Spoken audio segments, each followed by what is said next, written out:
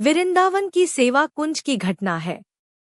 सेवा कुंज में एक बार बाबा ने रात बिताई कि देखो तो सही क्या रास होता भी है। एक दिन रात भर रहे कुछ नहीं दिखा तो मन में यह नहीं आया कि यह सब झूठ है।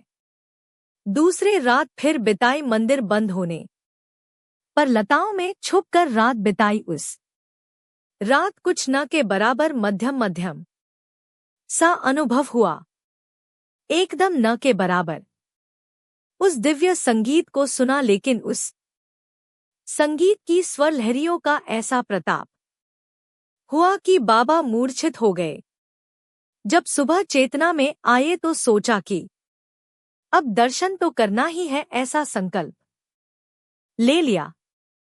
बाबा ने अपने प्राणों की बाजी लगाकर एक बार और प्रयास किया कि देखो तो सही रास कैसा होता है।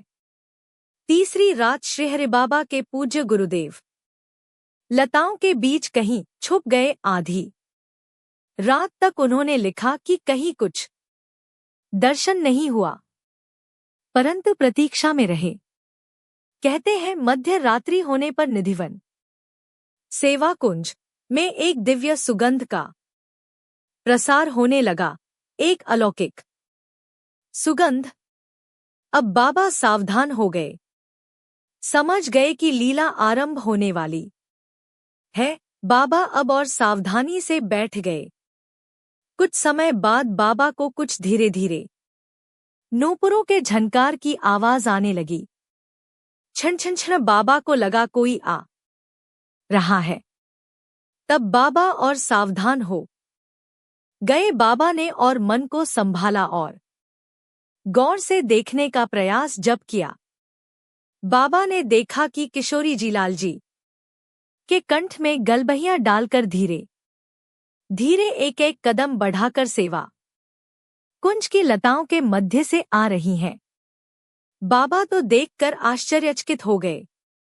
बाबा और संभल गए और बाबा ने लिखा, आज प्रिया जी को देखकर मन में बड़ा आश्चर्य हो रहा है। आज प्रिया जी प्रत्येक लता के पास जाकर कुछ सूंघ रही थी। लाला ने पूछा, हे किशोरी जी, आप हर एक लता के पास क्या सूंघ रही हैं? क्या आपको कोई सुगंध आ रही है? श्री किशोरी जी ने कहा, लाल जी, आज हमें लगता है कि हमारे आज इस निकुंज वन में किसी मानव ने प्रवेश कर लिया है। हमें किसी मानव की गंध आ रही है। इतना सब सुनकर बाबा की आंखों से झरझर अश्रु बहने लगे। बाबा के मन में भाव आया कि सेवा कुंज में प्रिया प्रियतम विहार कर रहे हैं, क्यों न जिस मार्ग पे ये जा रहे हैं उस मार्ग को थोड़ा सोहनी लगाकर स्वच्छ कर दूं। बाबा ने कल्पना की, नहीं नहीं, अरे अगर मार्ग को सोहनी से साफ किया तो मैंने क्या सेवा की? सेवा तो उस सोहनी ने कि मैंने कहा कि तो फिर क्या करूं? कल्पना करने लगे, क्यों न इन पलकों से झाड़ू लगाने का प्रयास करूं। फिर ध्यान आया, अगर इन पलकों से लगाऊंगा तो इन पलकों को श्रेय मिलेगा। आखिर फिर क्या करूं?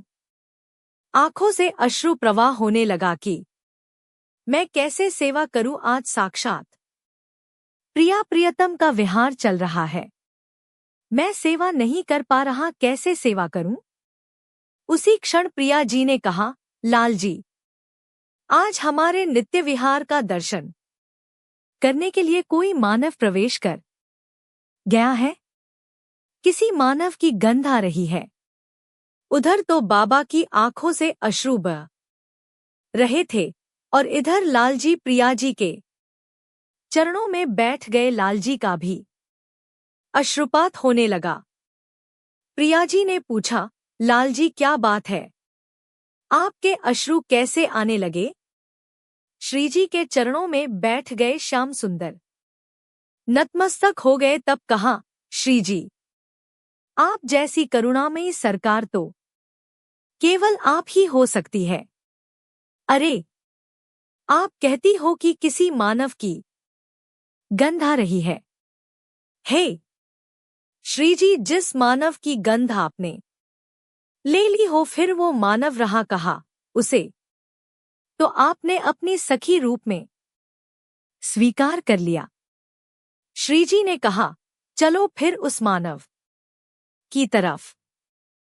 बाबा कहते हैं, मैं तो आंख बंद कर ध्यान समाधि में रो रहा हूं कि कैसे सेवा करूं। तभी दोनों युगल सामने प्रकट हो गए और बोले, कहे बाबा, रास देखने ते आयो है।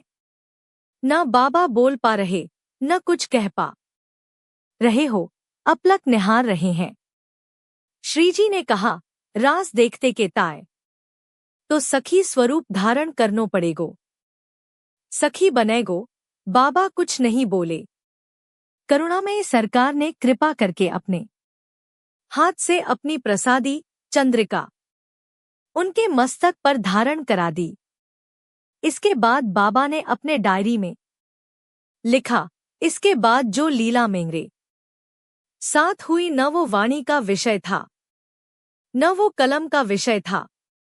यह सब स्वामी जी की कृपा से निवृत्त निकुंज की लीलाएं प्राप्त होती है। स्वामी जी के रस प्राप्ति के लिए इन 7 को पार करना होता है। प्रथम सुने भागवत भक्त मुख भगवत वाणी। द्वितीय आराध्य ईश व्यास नव भांति बखानी। तृतीय करे गुरु समझ दक्ष सर्वज्ञ रसीलो। चौथे बने विरक्त बसे वनराज वसीलो। पांचे भूले देह सुधी तब छठे भावना रास की।